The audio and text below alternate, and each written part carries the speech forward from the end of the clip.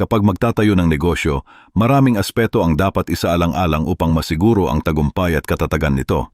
Una, mahalagang malinaw ang ideya at uri ng negosyo, kabilang ang produkto o serbisyong ibebenta at kung paano ito naiiba sa iba sa merkado. Dapat ding pag-isipan ang halaga at solusyon na maibibigay nito sa mga customer upang mas maging kapaki-pakinabang at kaakit-akit ang produkto o serbisyo. Kasunod nito, kritikal ang pagsusuri sa merkado at target na customer. Mahalagang kilalanin ang kanilang edad, hilig, lifestyle at kakayahang bumili. Dahil mas magiging epektibo ang marketing at sales kung malinaw ang target audience. Isa rin sa pinakamahalagang aspeto ang kakayahang pinansyal. Dapat may sapat na kapital hindi lamang para sa pagsisimula kundi pati sa pang-araw-araw na operasyon at mga hindi inaasahang gastos.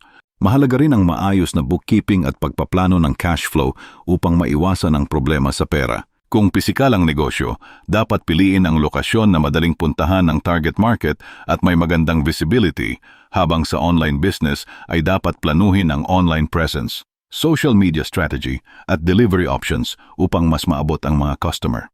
Hindi dapat kalimutan ang legalidad tulad ng business permits, BIR, registration at iba pang kinakailangang lisensya upang maiwasan ang problema sa batas at makapagbigay ng kredibilidad sa negosyo. Kasama rin ang sariling kaalaman at kasanayan sa pamamahala at industriya. Ang negosyante na may sapat na kaalaman ay mas handa sa hamon at mas epektibo sa pagpapasya. Ang kaalaman ay maaaring palakasin sa pamamagitan ng training, mentorship at pag-aaral ng trends at best practices sa industriya. Mahalaga rin ang marketing at promotion mula sa social media, flyers, events hanggang sa word of mouth upang maipakilala ng maayos ang produkto o serbisyo. Kasabay nito, dapat suriin ang kompetisyon at market trends upang mapabuti ang sariling negosyo at manatiling competitive.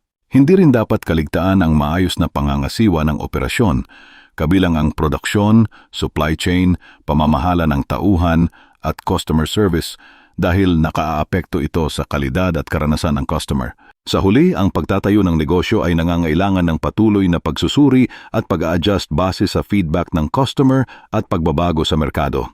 Ang kakayahang magbago at mag-innovate ay susi upang manatiling matagumpay. Sa pamamagitan ng maingat na pagpaplano, tamang kaalaman, sapat na kapital at mahusay na operasyon, maaring makamit ang isang negosyo na sustainable, competitive at nagbibigay ng halaga sa mga customer at lipunan.